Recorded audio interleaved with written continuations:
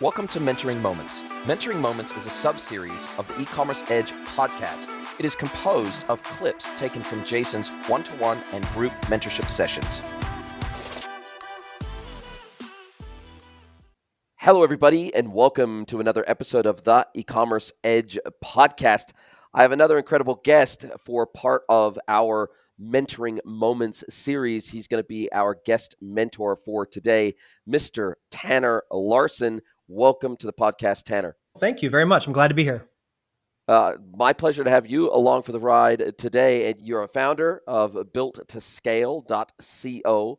You're the founder and the growth advisor for e-commerce brands, and you've had multiple e-commerce exits yourself. You also are a mentor as part of the Founders Collective. You do a lot of stuff in this e-commerce game, but before we get into that and talk a little bit more about growth, scaling, what is it about the talent that you need to have or the skills and abilities that you need to develop to be able to grow your e-commerce business successfully and sustainably. Before we get into all of that, based on your experience, how did you come to be in this beautiful industry of e-commerce to begin with? What sucked you into this? Man, it was not intentional. If you go back by like skills and talents and all that, I'm a window cleaner. That's how it all started. I started a window cleaning business right out of high school, grew that very well, started dabbling in the internet around 2000, 2001 while growing the window cleaning business. And I found eBay and I found the beginning stages of pay-per-click with Overture and some of the early days of that, became an eBay power seller and started getting into physical products that way. But the problem was back then there was no technology to support it. Everything was manual. I was going to the post office every day with a truckload of stuff and individually weighing packages, and there was just no infrastructure. I very quickly transitioned out of the physical world and into the direct response online. I actually created courses teaching how to start window cleaning businesses, how to sell on eBay, and that led into kind of like the business online world. And then I started circling back to physical products once I learned online direct response and funnels.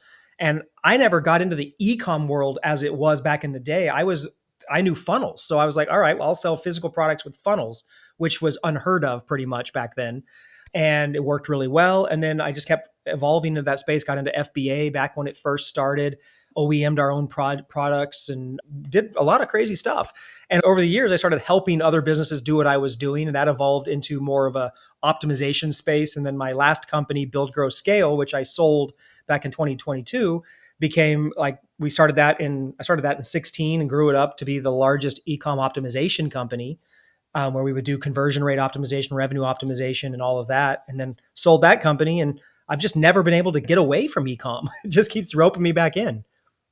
Keep sucking you in. I like that. Yeah. I like that. And now it feels like you are going back down, or it's a well-trodden path for you. You know Correct. inside now how to build this type of agency. And so are you effectively trying to replicate the success that you had with BGS, with Built to Scale? No, not really. So one thing that Build Grow Scale is a great company. We pioneered some amazing stuff, but we only worked on one area of the business. And my whole thing is I'm more of a holistic picture kind of guy. I want to work on the whole business. So what I do now is and what I have been doing ever since I sold was working with bigger brands, 8, 9-figure brands. We'll coming in, plugging the leaks, figuring out where they're losing money, where they're not optimized. We're doing a lot of founder work. I've been pulled into several private equity turnaround deals where they're like, hey, come fix this company we bought, make it profitable again. And that puts me all over the map where I get to really get into the brand. But I was basically semi-retired besides doing that consulting stuff. And then realized I really missed it, started getting back into it, getting my hands into things. And then I fell backwards into this whole AI commerce world. And this completely changed the game for me in terms of just opening my eyes to, wow, this is we've had several shifts, right, through the evolution of the internet and online shopping. And now we're going through what may be the biggest shift ever. And I've gotten to live through a number of those different shifts. And this one's blowing me away. It's crazy. So I've dove in head first on this. And now I'm right back up to my neck and eyeballs in in e-com and helping everybody else. Wow, exciting times. I know I've been working in e-com for over 25 years, and I can't imagine waking up and doing anything other than what I do. I still love it just as much as I did on day one of Yep. getting into this industry. And there's lots of other things I could do and probably really have the aptitude and the skills to do once you've devoted your life to a specific practice or a specific skill or honing your craft, as they say, it's really hard to just turn your back on that, even if there's something else that maybe you go, oh, I could do that, or that looks interesting, or maybe there's that shiny object over there. But for me, I've always wanted to be able to I always felt if I tried some of those other things, yeah, sure, maybe they work out and maybe I enjoy them and maybe I will dabble at some Mhm. stage in different things. And I definitely do a lot of work with content and it's all still industry related. But if in 5 years from now my content is the bulk of my income, I wouldn't cry about it.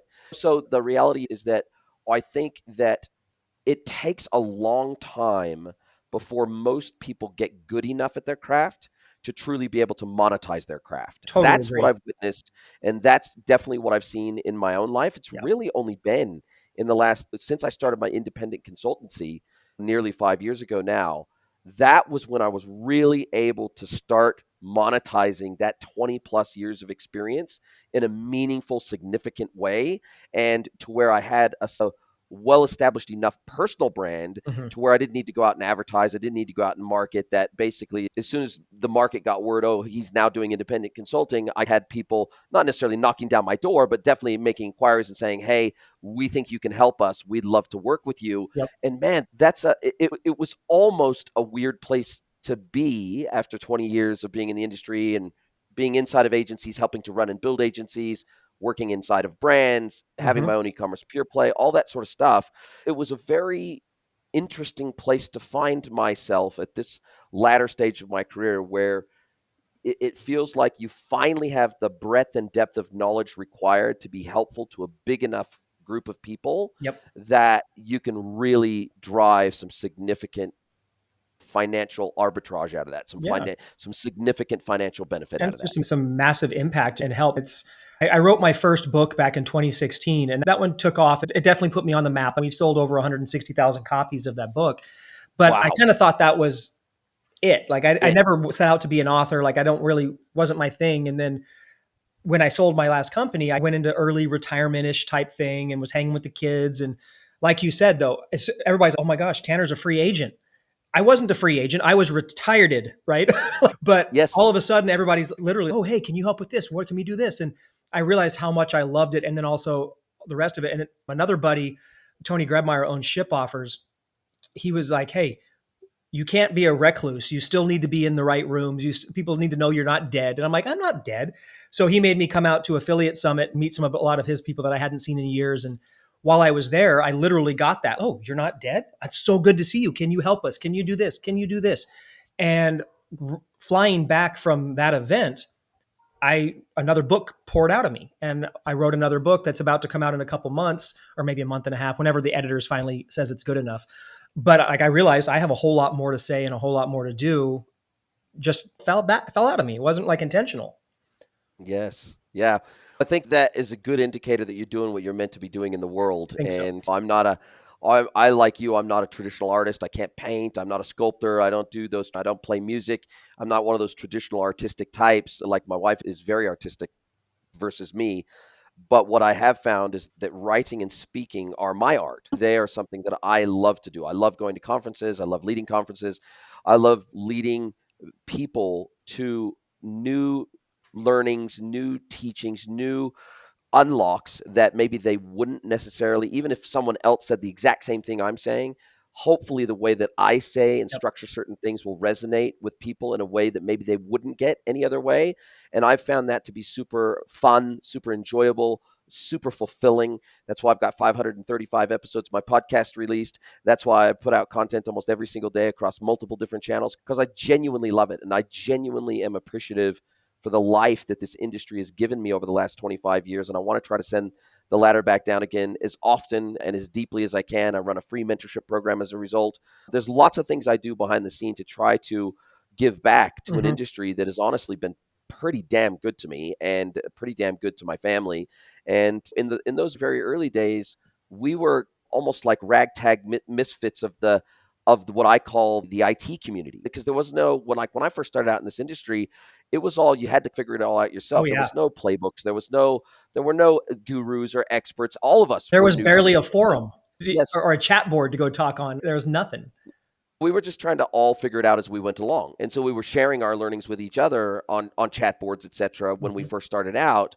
And we were trying to figure out this thing called Google. We were trying to figure out the architecture of this internet thing. I remember back in the day when I was working inside of an agency building websites, I remember when Flash websites were a thing. I remember when websites built in frames were a thing. I remember when the first major global e-commerce platforms came out and were Yep. released. I remember OS Commerce, and then I remember Magento, and I remember all these Mhm. other platforms that were really early in the piece. But prior to that, everything about e-commerce was tough. Like, it was hard. Everything was bespoke built. It was hard to build. It was hard to integrate. There was nothing really off the shelf. There was no Shopify. There was No. no Big. No. There was none of this off the shelf stuff that you could get set up in 2 hours and go selling. Payment gateway integration was painful. It was difficult. It was hard to get a merchant account through your bank. Every single thing about e-commerce 25 years ago was hard. Oh, And yeah. I think a lot of people today that are thinking of starting up maybe a new business online or something like that, whilst it's harder, I think, today to be successful online because of the sheer volume of competition out there, at the mechanics of getting up and running and the operations of getting up and running are easier than they've ever been. Oh, And the million barrier is percent. lower than it's Yeah. ever been. And I'd love your take on that. I couldn't agree more. It has never been easier to launch an e-commerce business. First of all, you've got zero inventory type options that used to not exist, right? So you can literally jump into not actually selling without, even though your margins might not be the greatest, you can literally be selling within a minute. There's all kinds of drop ship opportunities, which, dropship was barely a thing and only in certain instances back in the day before, and it was very clunky as well. And so that alone, but much less the tech. Oh, you want to do automated email? Oh, that wasn't a thing. You want to do that? You want to connect everything? So yeah, starting the business right now couldn't be easier. Getting all the tech, getting optimized, getting dialed in, being able to do all the marketing and all the content now with AI and all the content creation you can do and the ad images and all of that couldn't be easier. But I also agree with the other side of what you're saying, that it is harder than ever right now to be successful as a traditional e-com or direct to consumer type business because of the competitiveness, the sophistication of the buyer's evolution and all of that. Not to say it's not a good business. It's still a great, phenomenal business. People love buying stuff and they're always going to, but it is much harder. Facebook 2012, we were getting 50 cent to a dollar conversions on ads, and now Yes. your 50 to $60 conversions are more average, right? So it's a big difference. And the whole, I think COVID also gave people, like, pre-COVID, ecom was moving towards a, like, getting more competitive, getting harder. COVID all of a sudden made ecom easy again because everybody was, Yes. Because 30% the of the TAM population exploded. suddenly shopped online. And then now, post COVID, now ecom's finally coming in out of its golden years, and it's Marvel blip of COVID, right? Now people are like, oh crap, I can't just throw up crap and expect it to sell. I actually have to have a real business, real fundamentals, and have the whole thing dialed in, not just pieces of it. So I think that if you're actually building a real business, you can succeed very well in direct to consumer and e-com stuff. If you're trying to just do a hit it and quit it dropship biz, or following one of the whole guru model of, oh, e-com's so easy, no, it's not. It's gotten hard. I think, to your point, I spend quite a lot of time on Reddit, and I find every single day there's multiple posts a day from people that have tried to start an online business. They've set up a Shopify store. They've maybe put $5, 10, $20,000 into Google ads and meta ads, maybe even some Amazon ads. Maybe they've even connected their store up to Amazon so that they can list their products on Amazon. Maybe they've even got some products into FBA so that it can ship out overnight via FBA. But the 99% of those posts are, hey, I'm not getting any business. Hey, I've put a lot of money into this. Hey, what am I doing wrong? Hey, go and roast my site. Go and, Yep. hey, give me some advice. What do I do next? And it's kind of, most of the time I go, where do I begin? It's like, with 25 years of experience in the industry, even I would struggle today to just pop up a website that, and most of these are drop shipping Mhm. type websites where they don't carry stock. They've never laid eyes or hands on the goods. Yep. They don't know whether products are good or bad. They have no proof points on their website. They have no contact details other than an email form on their website. They have no brand presence in the market at all. ChatGPT doesn't know they exist. Google doesn't really know they exist. And even if they did know they existed, there's no founder story, there's no emotional connection, and there's no curation of the products at all. And I just find that the laundry list of places to start. Probably starts with a list of 50 things that they Yeah. would need to do to even start to become a viable e-commerce I think you start with business. what they're doing right, which is nothing, right? It's Yeah, like, hey, it's a you know shorter what? list. You're on Shopify. Good job. You Yeah, know, you that's have the hooked one up thing and you you can did right. accept payments. But the rest of it, I agree. I don't spend much time working anymore with the startups anymore like I used to, but I see it, and there's millions of them, and I can't tell you how many of them I see running ads that should never even be spending a dime on ads because their business is in no condition, their site's in no condition to even handle that traffic. But again, this is one of my beefs with the industry is the proliferation of bullshit knowledge, excuse the French, right? That Yeah, you've got gurus, some of whom are talented, but you've got the guys who are literally making their living selling startup stuff. And they're using a store that they had a one-hit wonder on from 5 years ago that may not have made any money because they don't show you profitability. They just show yeah, you they the only show you. revenue, right? And sales. And then they're teaching you to build a store, and they're saying, all you got to do is run ads and just test more creatives. And whenever there's something not right, they always immediately say, oh yeah, more ads, try a different ad platform, more creatives. The ecom guys that are teaching ecom are just advertisers. They don't know anything about actual e-commerce.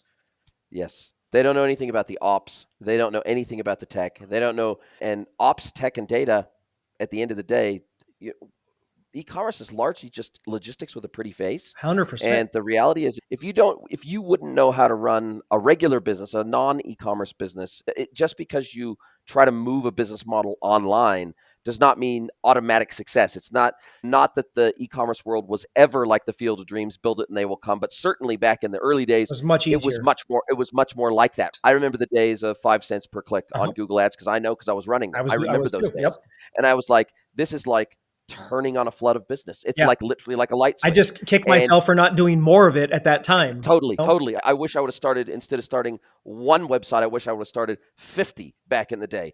You just never know how good you have it at the time. It's just like today. These business owners, quote unquote, really they're just webmasters. They're just website owners. Is all Uh-huh. they are. They're not businesses yet. They might even be doing some revenue, but they're certainly not making any money off these websites. And so I don't really call them entrepreneurs or business owners yet. But what I find is that they they don't necessarily appreciate that whilst the pressure of the technical requirements has been largely removed and abstracted away, and the technical difficulty of getting up and running, the business acumen that you need, the multidisciplinary Yes. business acumen that you need today to be successful online, the difficulty is transferred from the technical side to the business side, Correct. right? That's what's happened.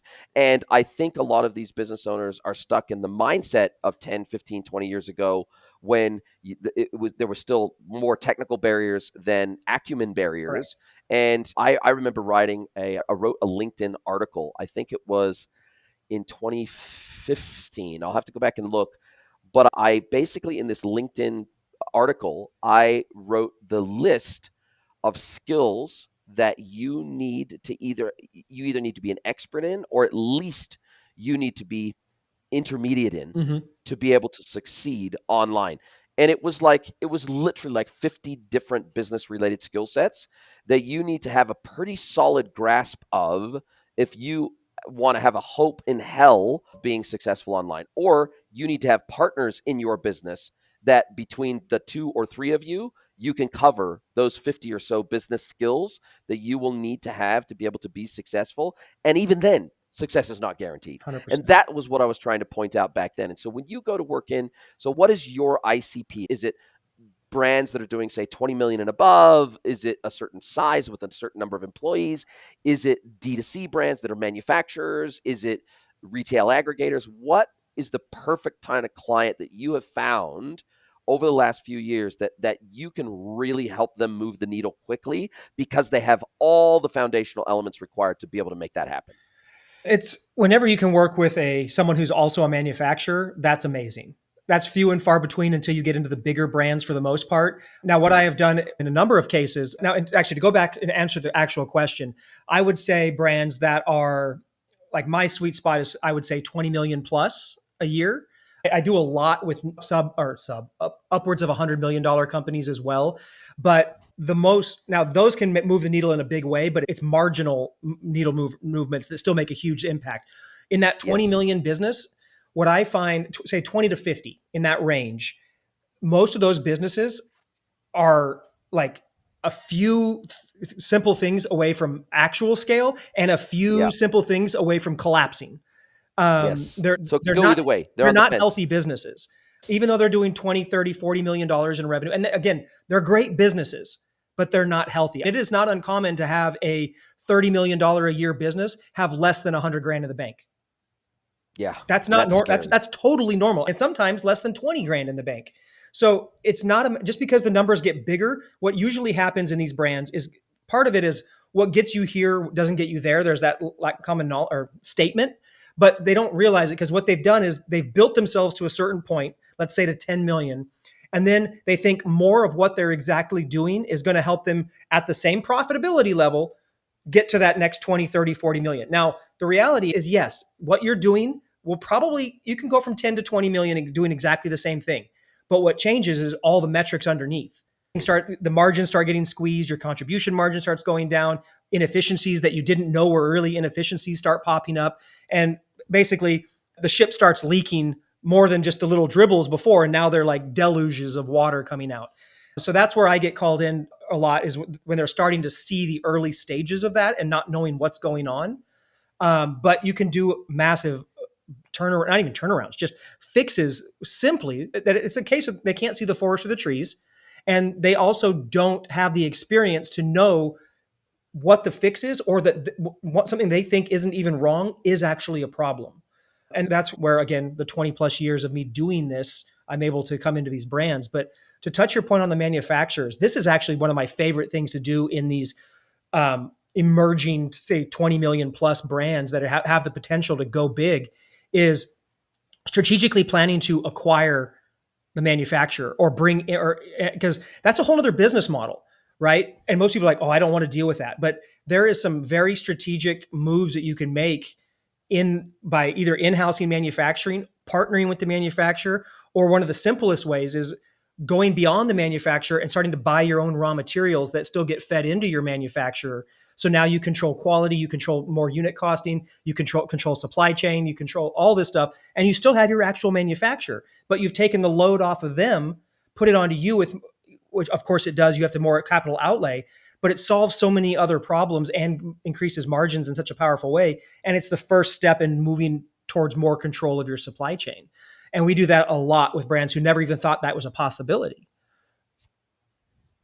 It's interesting you mentioned that because I was working, this is going back a number of years ago now, but I was working with a children's shoe manufacturer and they did exactly that. So they're contract manufacturers. They did all the design in-house.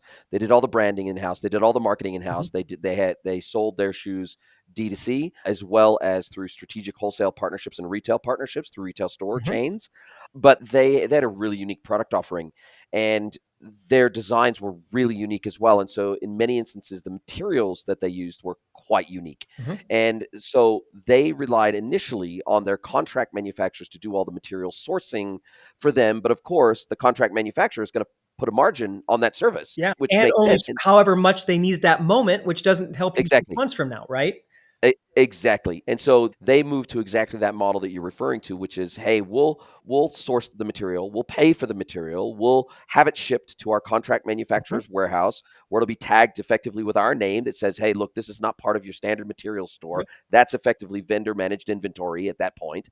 And they not only saved money, it was more to the point where they had more flexibility in material sourcing. Yeah. And it meant that they weren't beholden to a single supplier in that scenario where if that supplier couldn't get this type of leather with this type of tinting or something like Mm-hmm. that, then they had some flexibility around where they could source that from. And I tell you that just the flexibility alone is probably worth the price of entry. Absolutely. And the de-risking of your supply chain is probably worth the price of entry.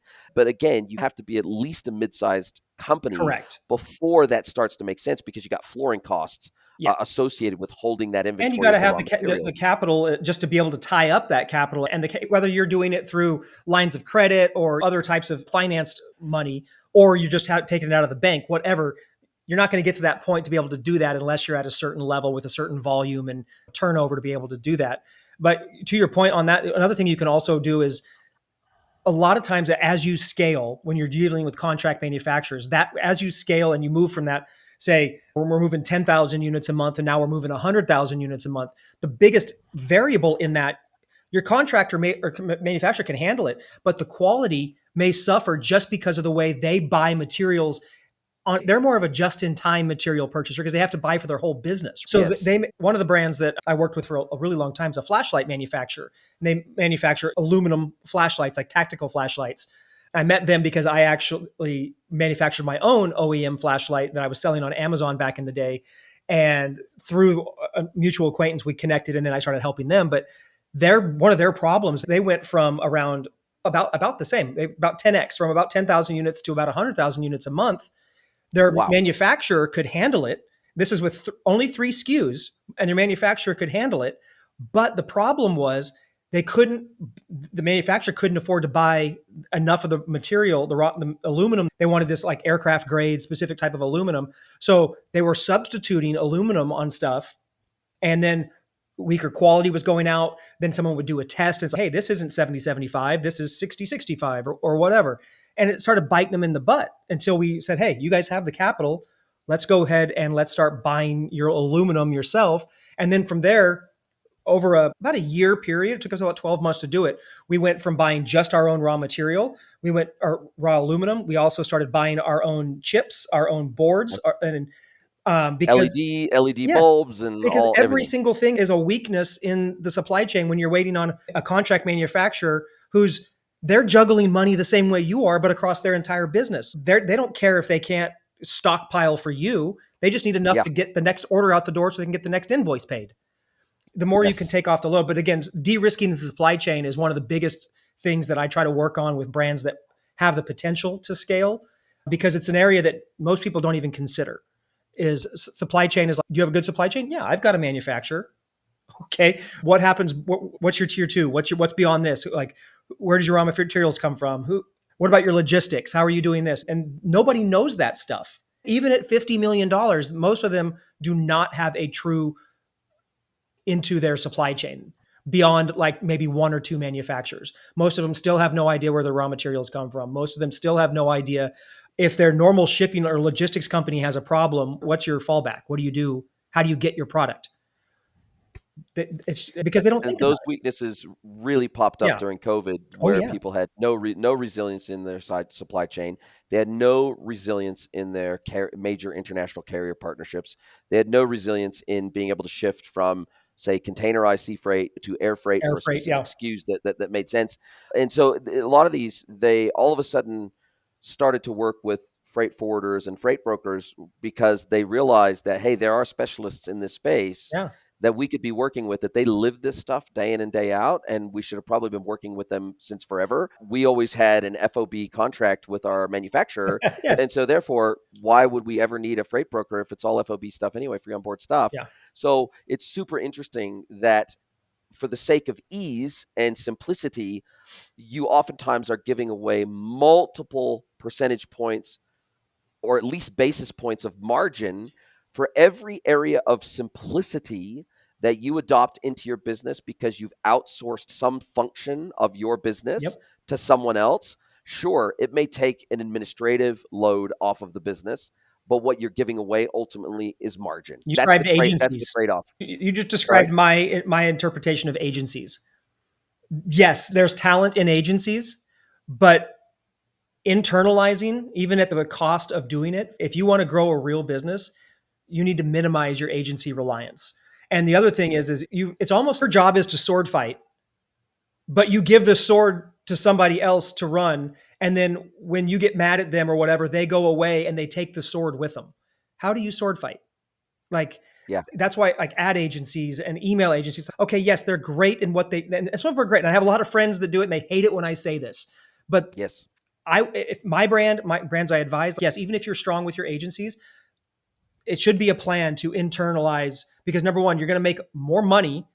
The amount you're paying an agency you can staff 3 or 4 people on average to do the work and get full-time work out of them versus the fractionalized stuff you're getting from the agency on like email and ads. Also, the thing is, if they, because they do, think about how many times, like if you're listening, you've traded agencies. Most people trade 3 to 4 agencies a year. Think about it, one Yeah. per quarter. Not to Yeah. mention the whiplash that causes to your business, but that's means that every time you lose, you've lost that ability to run ads, or you've lost that email marketing capability. And not only are you losing margin, but you're losing, like, you don't have the talent in your business to run your business. Mhm. Yeah, you lose all the tribal knowledge. There is no tribal knowledge being built. No.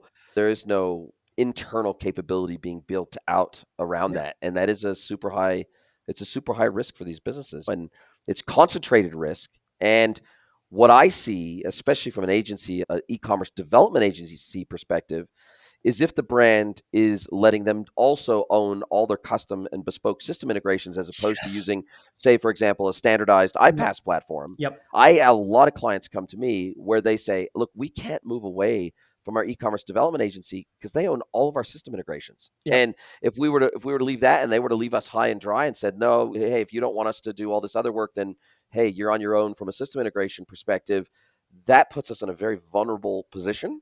And so therefore, we're stuck with them. We're Yeah. joined at the hip with them, whether we like them or not, whether we like their pricing or not, we're stuck with them. Yeah. They have so much internal built up knowledge about our business and business intelligence about how we operate things that to try to rebuild that somewhere else is That really pain of difficult. disconnect. That's what they're building. It's smart from a business perspective. It's a little bit inauthentic.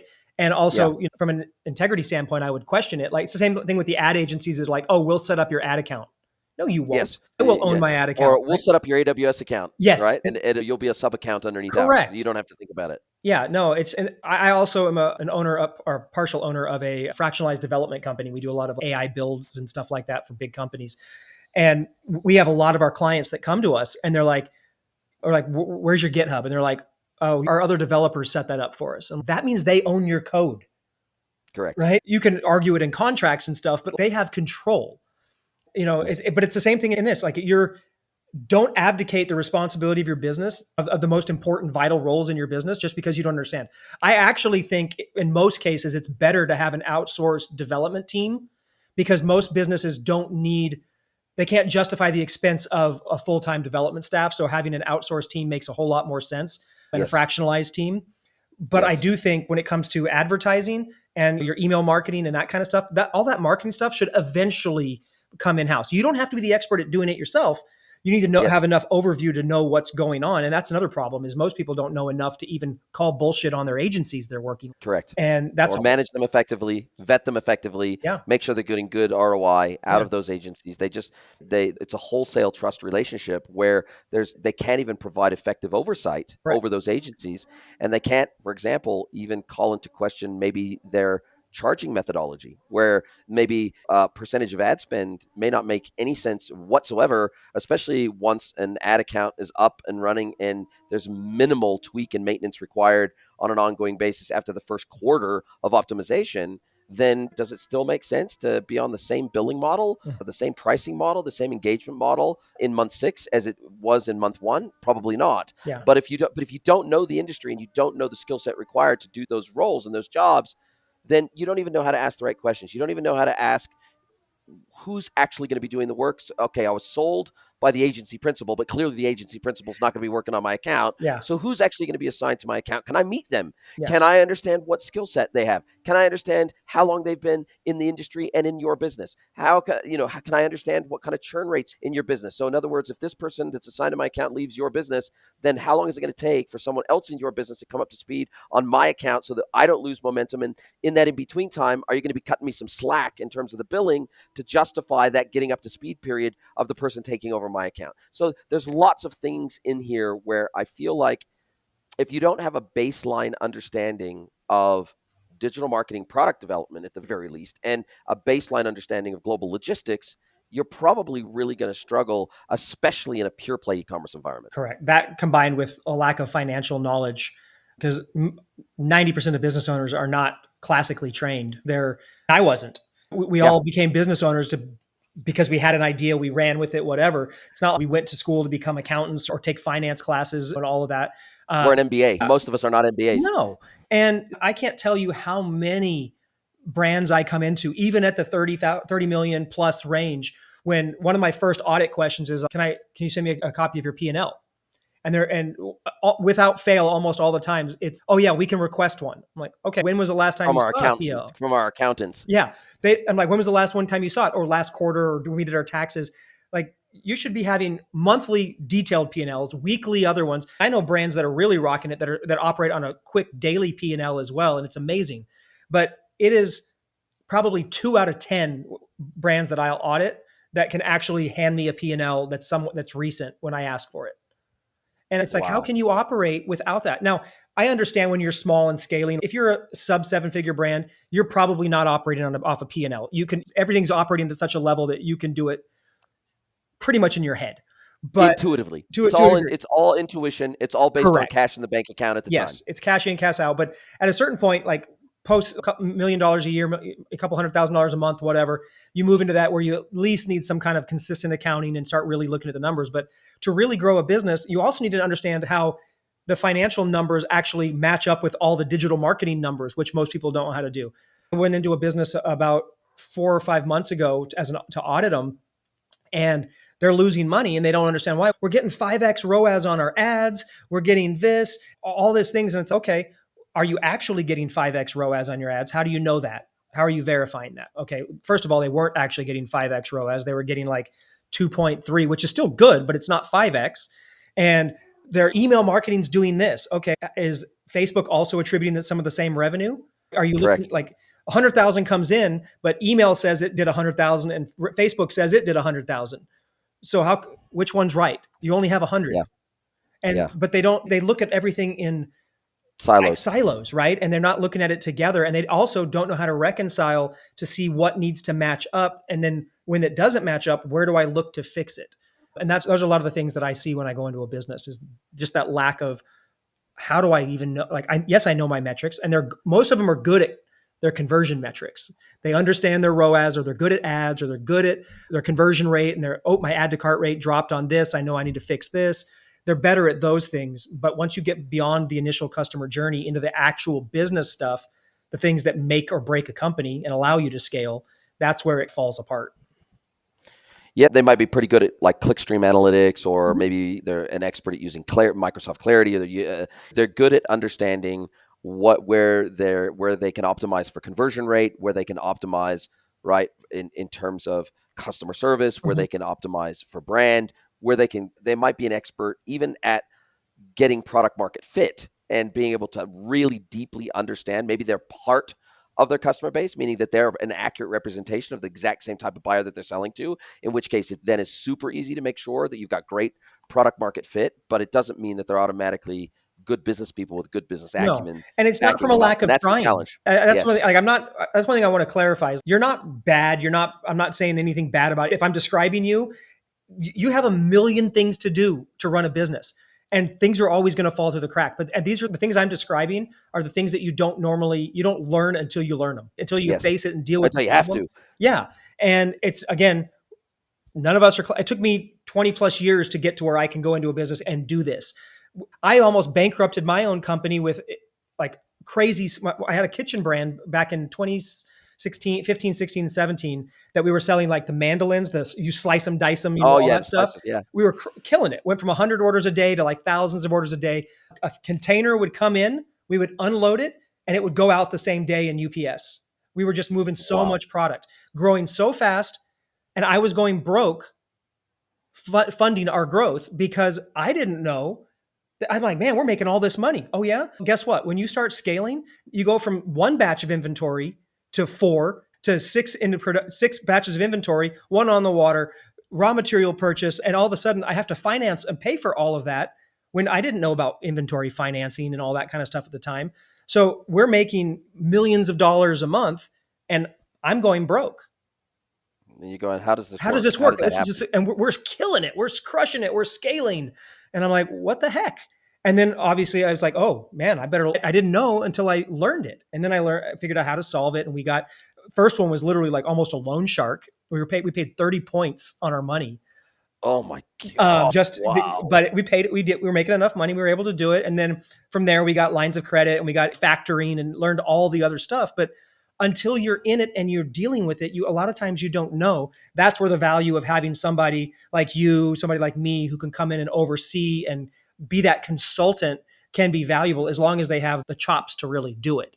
I think the whole proliferation of the consultancy market and the fractional CMOs, proliferation of the tarnished Yes. the quality that's out and worth their weight in gold against at helping you navigate pitfalls before they become pitfalls.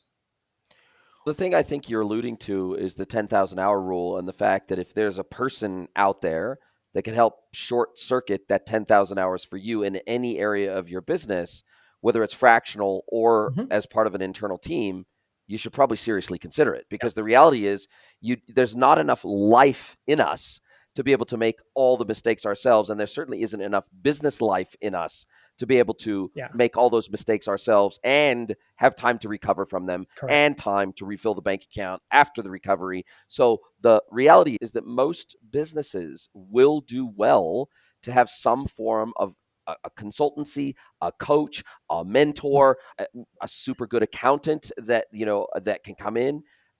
Sometimes it is the accountant that can come in and Yeah. give you and share really good financial acumen, or a financial controller Mm-hmm. can work inside your business and give you insights into your business that would be difficult to get any other way. There are also apps now that can plug into your Shopify store, into your e-commerce platform. Now, they don't normally capture all of the data in the business if you're an omni-channel business, and that's the tricky bit, but at least you can start to understand what are your unit economics Yep. in your Shopify store, because a lot of people don't understand how to calculate that. They don't understand how to start thinking about commonly purchased together items to produce bundles and kits Like and how to do different a ways. basket or anything like that. Yeah, yeah. And so there are some apps out there now. There's hundreds of them in the App Store that can definitely help people bridge the gap between super small startup business and getting to the place where you're large enough to be able to afford Mm-hmm. and justify a proper specialist and expert to come in and do almost like a forensic analysis on your business. And those apps, which some of them are like $100 a month, Mm-hmm. $200 a month, it's not that expensive to have an app that can at least analyze the data of your own website, so long as you can at least plug into Shopify your cogs. If you can, that's the baseline minimum expectation, that you at least have to understand the total cost of goods sold. And a lot of businesses don't even know how to calculate that at the SKU level. And if Mm-hmm. you can't calculate that at the SKU level, it's really difficult to do any sort of meaningful unit economics analysis on your website. Yeah. I mean, everything we're talking about is just this, what we talked about now, 5 years ago, 6 years ago on a podcast would never be brought up, because you Yes. didn't need to talk about this kind of stuff in order for your e-commerce business to still work. Now, the smart brands were working on this kind of stuff, but these topics were not like I did hundreds and hundreds of podcasts in the past, and I can guarantee you maybe 3 episodes out of all of those had I ever brought up anything this technical or this deep that we're talking about here. But that's the world we're living in now. Like, you have to actually build a real business. And the other thing is the leadership side of it, in terms of the leader just like, they're well intentioned, but they many times they're the biggest problem in their business because they don't know how to build and lead a team. And what I see on the flip side of that is that I call it almost an ignorant arrogance, right? Meaning that they're ignorant they've got so many blind spots, but they don't know how to get out of their own way to Unconscious plug those blind incompetence. spots. Yeah, totally. And unfortunately, sometimes business owners and business leaders, it's easy to get a big head. It's easy to, when we're at the top of the totem pole, it's easy to become maybe that leaning towards the more arrogant side of things. And then all of a sudden, it's easy to be a peacetime general, is basically what I'm saying.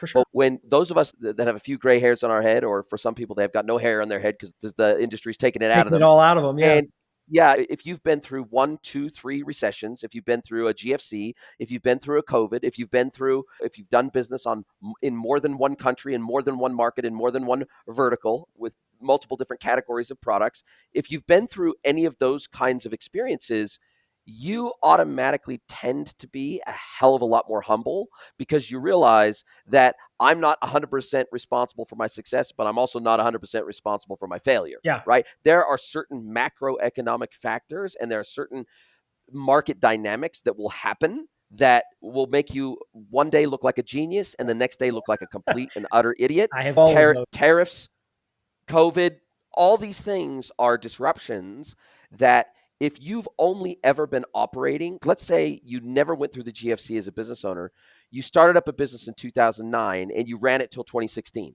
You would think you were God's gift to business, right? You would honestly, if you weren't able to make money in that window of time, Yeah, you shouldn't own a business 100%.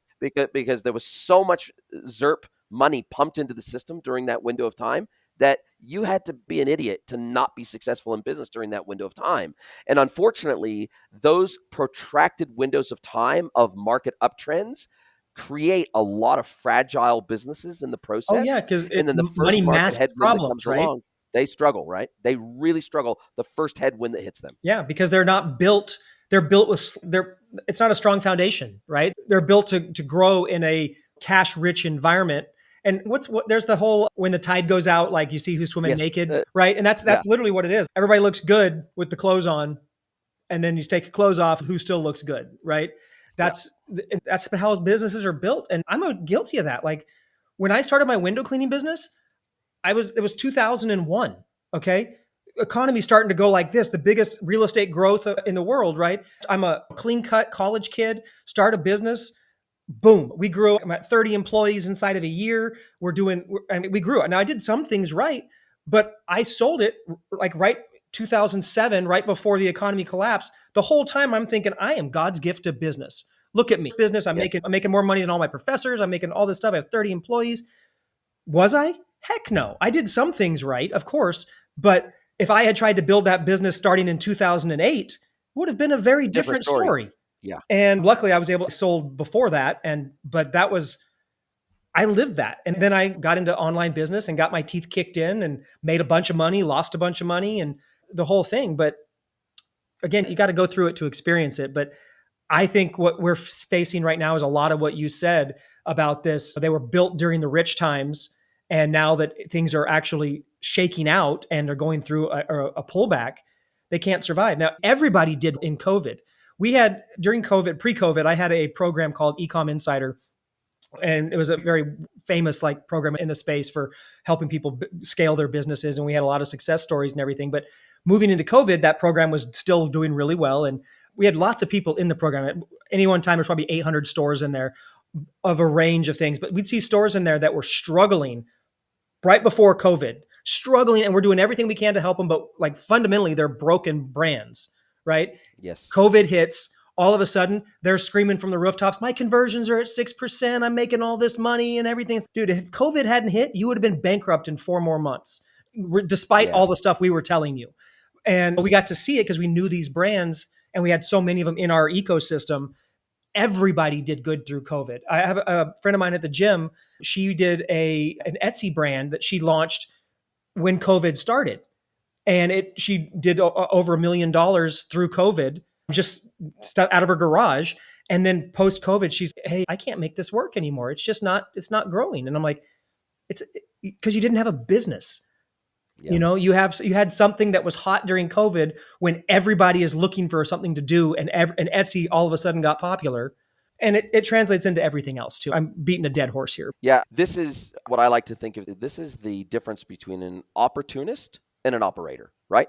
Oh, for Big sure. difference That's a between the two. good example. You got opportunists, which sometimes that's a really good thing. But unfortunately, opportunists have to be almost perfect with their timing of both getting in and out of markets. Mm-hmm. Otherwise, that's not a long-term strategy, right?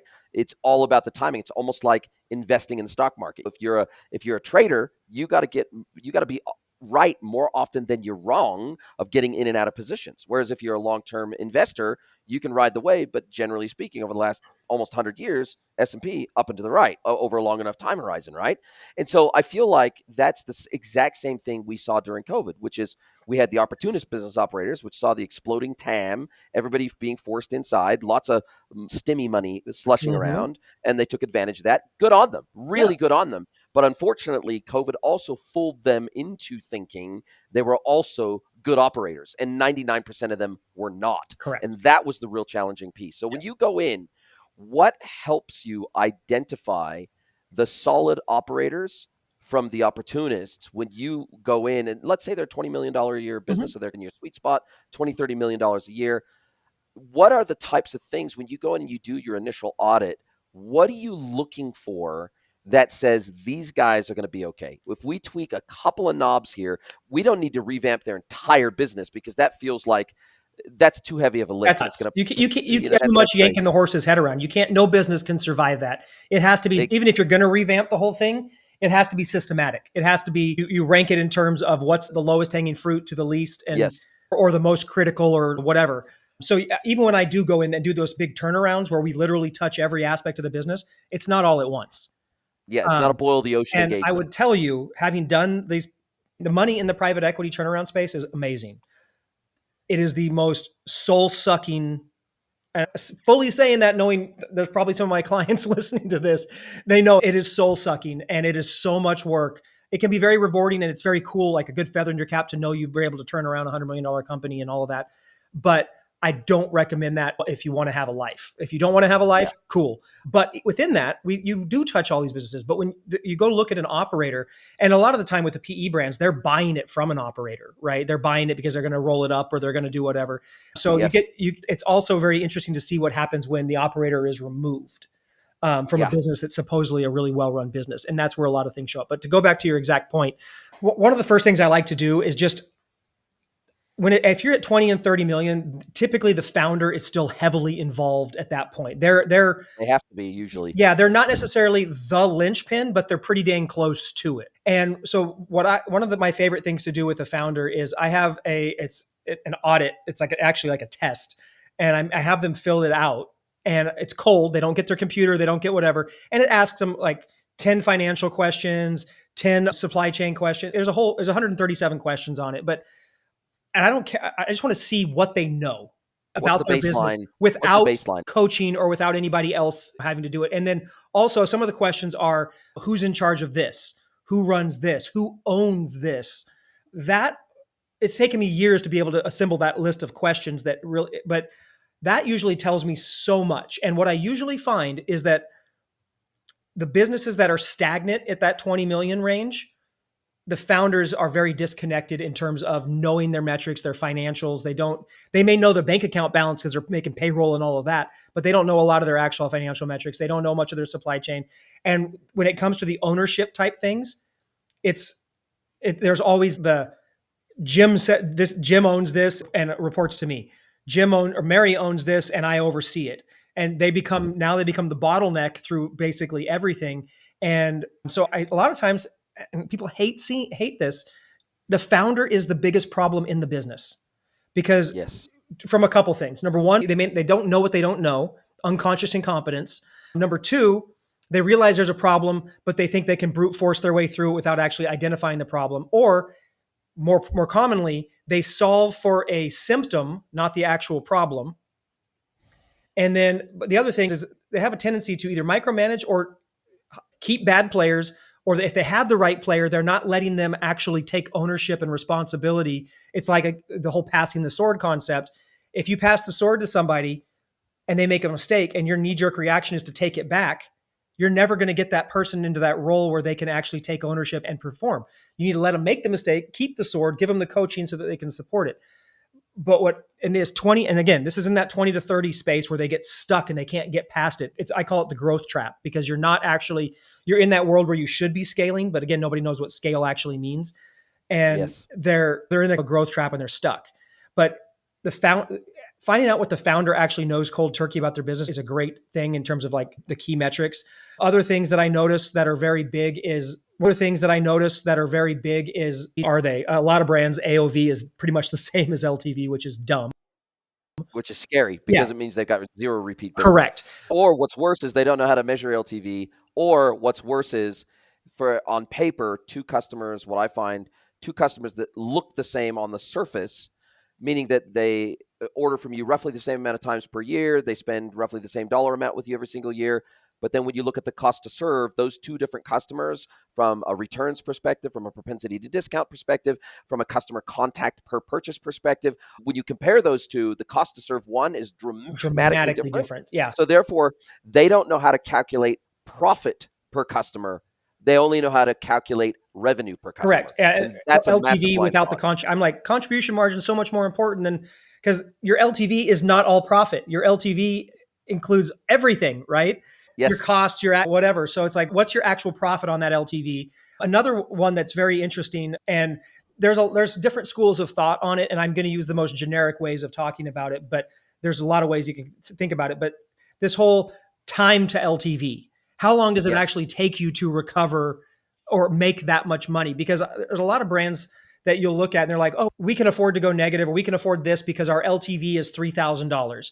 Okay, but over what period of time, right? Yeah. Is that 64 months? If so, you're going to be out of business by then, and AI is probably Correct. going to do it. And especially in today's competitive advertising environment, when you're a direct response company and you're running paid ads and your CAC is constantly going up, and there's this whole, I'm a big fan of being able to run negative on the front end if your metrics support it, because it's powerful, right? But it's so many brands fall into the trap of thinking they can just because they have what they assume is a high LTV. But then if you ask them, what's your 30, 60, or 90 day, depending on whatever their rebuy rate is, what's your LTV on your 90-day LTV or whatever, they don't know. Okay, what's your profit margin, and what's your average profit margin on your 30-day LTV? Like, how much, because your LTV again has a lot of cost in it. So just Yes. because you have an LTV of 300 and your CAC is 50 doesn't mean that you can absorb that $50 CAC into that LTV if your contribution margin is 10%. But they don't know how to do these calculations. And the thing is, Shopify doesn't give it. Their No. platform, there's no, and yes, there are some apps out there that are doing a better job of doing that, but nobody Yeah. really has this dashboard that gives them congruent metrics that actually tie it all together. And I find that the brands that aren't taking that extra step and crunching the numbers in spreadsheets and figuring out all that stuff, they're the ones that, it's just, hey, there's more broken shit in your business than you can point a stick at. I haven't even seen it yet, but I can tell just because you're not doing this kind of math that it's there. Wow. Wow. Absolutely amazing, man. Listen, an hour's absolutely flown by. I've An hour. really Yeah. enjoyed the conversation. What I'll do is I'll drop a link to your LinkedIn profile and your website in the show notes. Perfect. But other than that, if someone wants to get a hold of you, they want to talk more in depth about the topics that we covered off today, what's the best way to get a hold of you and have that conversation? So yeah, the best way to get a hold of me is just probably, like you said, either LinkedIn if you want to go direct, or if you want to go to my website, go to built and the number 2 scale.co, built to scale.co. That was the best ways. The one thing I would say, guys, that we didn't touch on today, but if you're not paying attention to it right now, AI commerce is the next wave of things that's coming right now. And by AI commerce, I'm talking about how people have shifted their shopping behaviors to AI apps. And right now, 55% of online shoppers have made a purchase through AI recommendations in the last 3 months.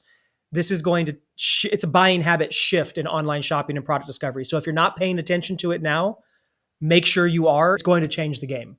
There's a lot of stuff you can learn on it, but I'm telling you, if you haven't heard about it or thought about it, go learn a little bit about it. It's going to blow your mind because it's changing how we do e-commerce. I couldn't agree more. I'm trying to talk about it as much and as often as I can. But AI commerce is the most transformative behavioral change in commerce since the advent of this thing here, the mobile device, Yep. in my opinion. It's the same kind of pattern I'm seeing emerge that happened back in the initial mobile days. And it is going to transform the way things get done online. Agentic commerce is going to become a thing, especially within retail within the next couple of years. I'm already seeing it in my heavy ChatGPT usage. I don't use Google search I anymore. don't I either. redirect all my browser queries to ChatGPT. I've got a plugin in Brave that automatically redirects all my Oh, queries to interesting. I didn't know that you ChatGPT. could even do that. I use Perplexity for that a lot as well. Yep. Um, Interesting that you mentioned the growth. Forrester research says that it's growing 300% faster than mobile shopping adoption did. AI commerce is. Yeah. Just It's crazy. mind boggling. Actually, guys, if you want to read a case study on it, I have one. No, obviously, no cost, whatever, but you can go to ecomaidatalayer.com and there's a 25-page case study / white papery thing that walks you through everything and shows you how we're using it. Again, check it out if it's of interest to you. If not, no sweat. But it blew my mind when I started getting into it, and it's literally the rabbit hole that I'm spending the next couple quarters on. Because, and the big thing is, this is the first Q4 in the history of the world that we've had AI commerce. Yes. And there's supposed to be about a $47 billion shift in AI commerce before the end of this year. So where's it going to hit? Could not agree more. It's very exciting, slightly scary, but Yeah. more exciting than it is scary for those of us that have seen these types of evolutions and revolutions before. Yep. It's incumbent upon us that are business owners and business leaders to try to stay ahead of the curve as much as we possibly can, so at least we don't get blindsided by this stuff. And absolutely follow this man's advice.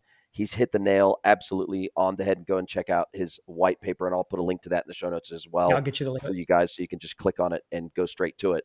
Now, as we do come down to the end of our time together, my friend, this is where I get to flip the script. I get to hand the microphone over to you. I get to let you ask me one question, any question you like. It could be Oh, personal or professional. Mr. Tanner Larsson, what is your question all for me right. today? So I'm just going to take it out of the box. Like, what is your favorite business book and why?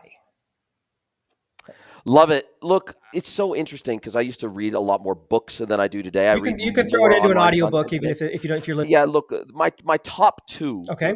business books of all time that I've read, and most people don't think of this as a business book. Ayn Rand, Atlas Shrugged, Oh, that's a best great, business book, hands amazing. down, I've ever read. Just it made me proud to be a capitalist when I read that book.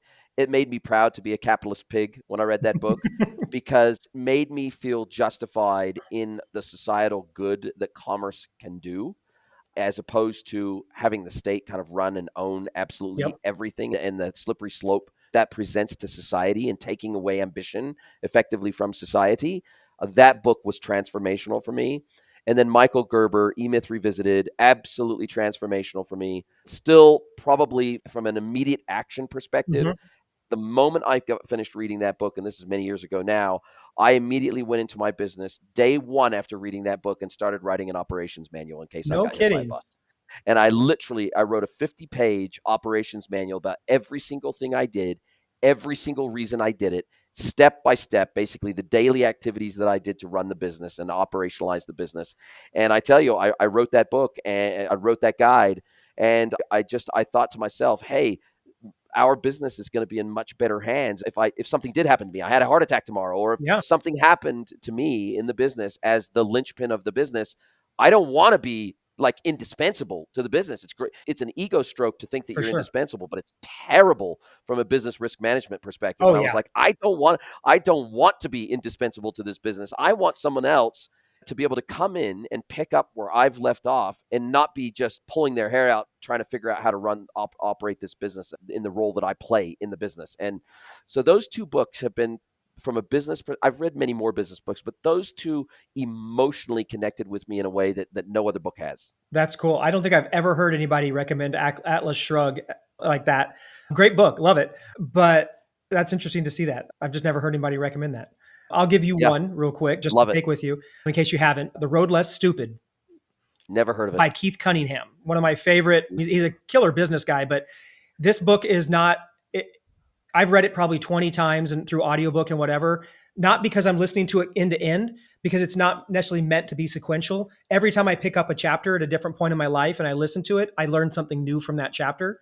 But Wow. it's all the stupid things that we do and how to not do them and the things that we just don't consider. But he puts it into a very common knowledge type of way. Digestible Yeah, format. and he's one of the guys that really pioneered thinking time in the business and how you need dedicated thinking time to and how to like do a structured way of going through it. But I've never recommended that book to someone and them not just absolutely fall in love with it. Road Less Stupid. Yep, Road Less Stupid, Keith Cunningham.